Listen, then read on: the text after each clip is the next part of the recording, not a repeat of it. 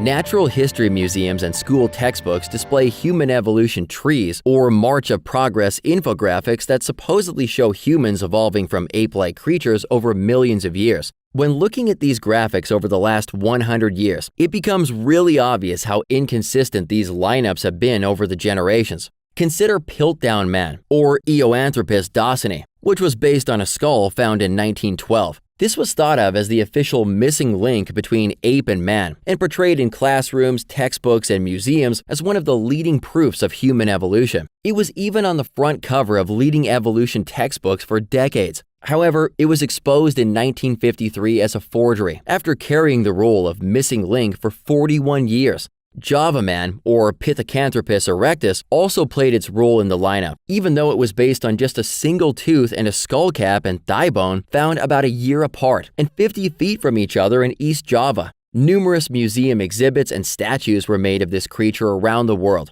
Java Man toppled in the 1930s and 40s when other experts studied the bones and reclassified them as Homo erectus, a label given to fossils that are simply human but vary in shape and size as humans still do today. It seems like people who want to believe in evolution are quick to jump on the smallest amount of evidence that support their theory and run with it, publishing volumes about such scant evidence. This is still true today, with paleo experts being incredibly motivated and well-funded to discover new fossils that paint the ape-to-human connection. Check out this clip from modern paleo expert Dr. Berger at his recent Google Talk. In the late 1990s, I was privileged enough to win the first National Geographic Prize for Research and Exploration.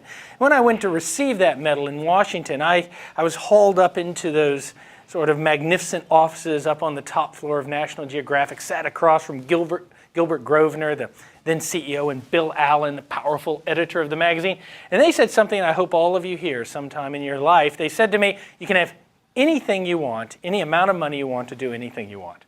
Now, they, of course, meant that within some reason, I presumed, but I knew exactly what I wanted to do. I wanted to apply technology to the search for these incredibly rare fossils and the sites that they come from.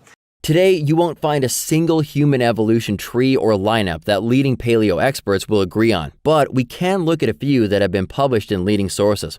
This one was prepared by Professor Klein at Stanford and was published on the 200th anniversary of Darwin's birth to show how much we've learned about human evolution since Darwin's time.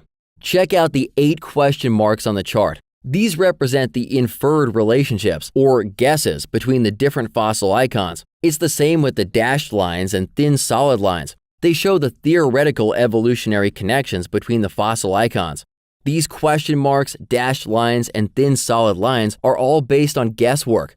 If you take a close look at this chart, you'll find there's no fossil evidence connecting Ardi to Afarensis, none connecting Afarensis to Habilis, none connecting Habilis to Ergaster or Erectus, and no fossil evidence whatsoever connecting them to Homo sapiens through some intermediate form.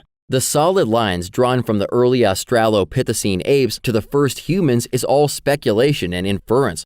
Here is the latest tree from the Scientific American. Its branches have more than a dozen breaks that connect the fossil icons. The colored bars represent actual fossil data. The breaks represent inferences or guesses. It sure looks more like a broken apart bush than a clear tree of evolution leading to humans.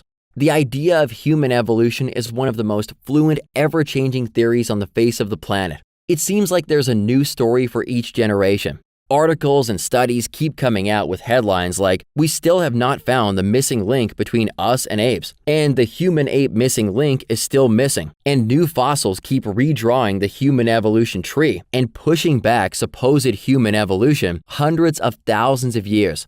Harvard scientist Dr. Pilbeam made a good point when he said, if you brought in a smart scientist from another discipline and showed him the meager evidence we've got for human evolution, he'd surely say, forget it, there isn't enough to go on.